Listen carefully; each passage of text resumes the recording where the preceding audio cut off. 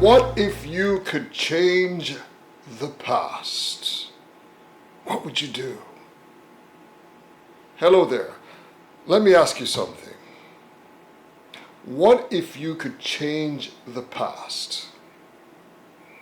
If that were possible, what tools, techniques, or steps would you need? What consequences might come from altering the past? And what cautions should you keep in mind? And most importantly, would such a change also reshape your memory of the events themselves? I am Ijoma Oputa, the torchbearer of reflection. I guide people from pain and frustration to peace by revealing, through mirror portals, the limitless self within. And by the end of this video, I won't just answer these questions, I'll show you exactly how to change your past so you can create a more satisfying present and exponentially more exciting future. So let's get started. What if you really could change the past? Should you? Well, that depends on what you're trying to change in the first place. But understand this, you can change the past. From the fourth dimensional perspective of the spirit, past, present, and future all exist within a single eternal present moment now. And there's no better way to illustrate this than the dimension board. The dimension board is the legacy of the Order of Unified Resplendence, a secret order you've likely never heard of because unlike the other so-called secret societies and orders that everyone talks about, this one was actually, well, secret. So secret, in fact, that when the last known member, my great-grandfather, passed on, he carried all knowledge of their existence with him into the great beyond. I was fortunate enough to learn about them and their legacy through the journals of my grandfather, who passed away before him. And from those writings, I was able to piece together their philosophy and bring it to you today through both the quantum box and the dimension board. Now, this is a crude version, but it will serve our purpose in our demonstration today. Together, these juxtaposed upon a chessboard reveal the secrets of the fourth dimension hidden in plain sight within the centuries-old game of chess. And the best part, you don't even need to know how to play chess to uncover the hidden messages. Now, let's take a deeper dive into navigating the fourth dimension through the dimension board. And we'll use this navigation to tackle a common discomfort, a past mistake. To make this real, let's pick a random scenario worth fixing. You know what? I'll use an example from my own life. I remember once sending a text to a friend that I absolutely shouldn't have. And as a result, she justifiably ghosted me. Ouch. Now, normally I wouldn't care. I would simply move on. But this wasn't just any friend. She had sacrificed a lot for me. We weren't intimate, but she was a friend. So every time I thought about this mistake, it made me miserable. So let's turn to the dimension board and see where we stand. Remember, the present is represented by my current state of mind at the time. And at that point, it was here. Misery.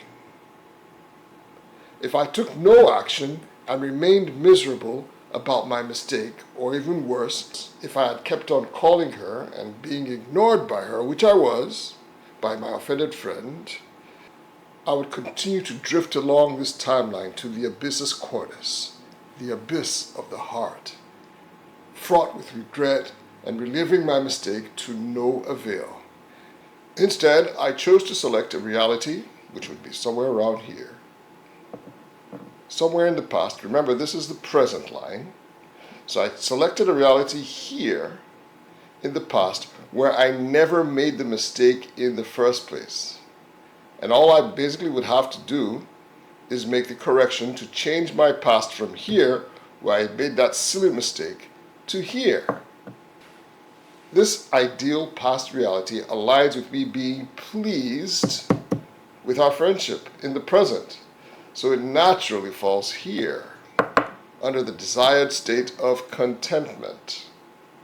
Now, because we're dealing with the past, and because we're dealing with a past event, we don't need to first change who we are in the present to line up with it. You see, it's a little bit easier now.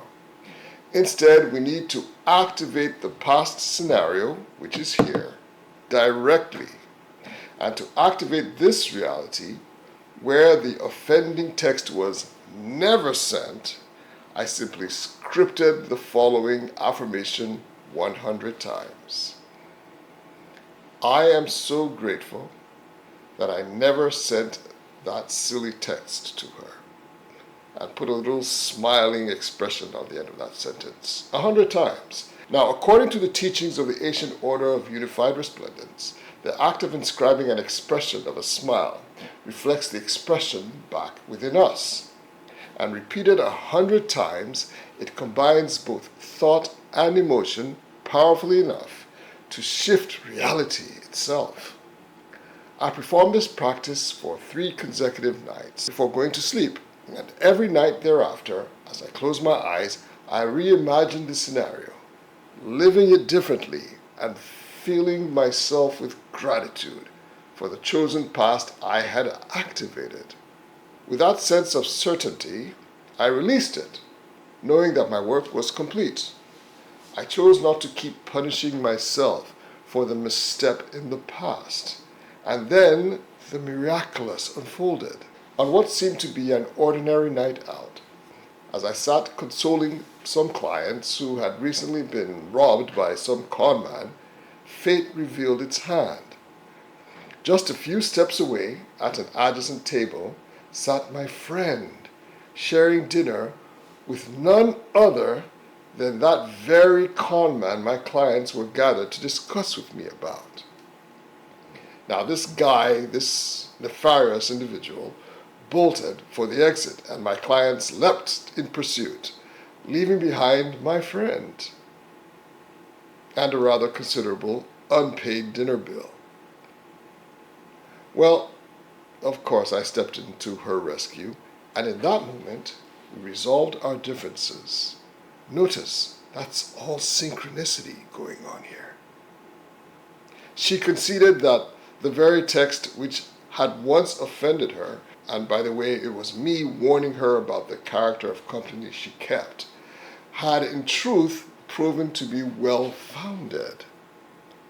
Now see, by selecting a past aligned with a delightful expression of the self, I had activated its corresponding reality in the future.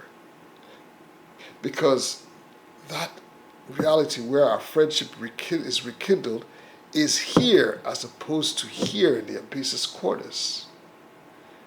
There was no need to alter my present state of mind. Instead, by awakening the past scenario, I triggered the future restoration of our friendship here. The shift carried me swiftly from the square of misery, which was here, where I was trapped in regret, into the square of joy, where the bond was healed. Remember, the timeline is in this direction. But remember, the movement, however, from here to here was not a straight line. It required a diagonal passage through reality is represented by these intervening squares. It is within these transitional realities that the strangest phenomena occur. Here is where the bizarre coincidences unfold, where synchronicities pile up upon each other. This is why when you alter the past, you must be prepared to witness the most mind-boggling coincidences imaginable. So, are you violating any rule? And if so, are there consequences? And the answer is no.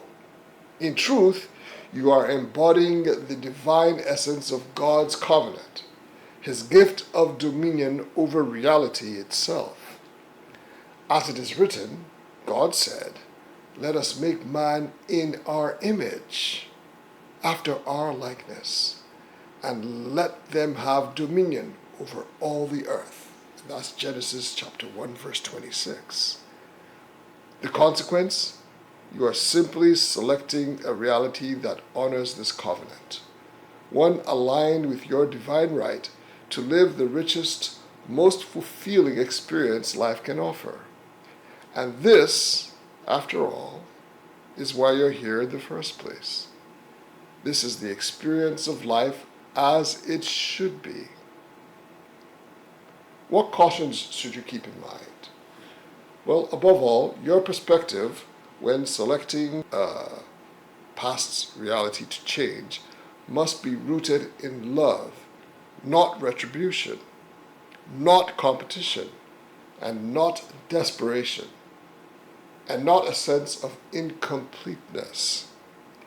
It is not that these imperfect states will block the outcome, but they will distort the quality of what follows. Love, on the other hand, ensures that the results of your changing the past remains harmonious and pleasant. You must also be realistic in your choices. For instance, attempting to reconnect with someone who has already completed their life's journey may only lead to disturbing illusions, visions of ghosts, or even worse, draw you towards where they are now. That's none of your concern. Your job is to live. And finally, take care not to unravel scenarios that have brought blessings into your life. An unfortunate event, for example, may have been the very thread that led you to a beloved partner or to a business opportunity that shaped your destiny. And erasing that moment in the past could erase the gift it carried. So approach with reverence, discernment, and above all, caution. Finally, will changing the past also change your memory of events? And the answer to that is also no. You will always recall the past as it originally unfolded, but by rescripting those events and selecting an alternative scenario, you harvest its fruits in the future, as though the past had unfolded differently. Now, the memory of the past will remain, yet the destiny shifts from the abyssus cordis to the ocean of benevolence, where all good things happen aligned with a great and personable and happy state of mind. If this message speaks to you, and if it stirs something in your heart about past mistakes or moments you've long wished you could change, then I invite you to share your thoughts in the comments below. And remember to like, subscribe, and share this with friends and family and people you love. Peace and blessings.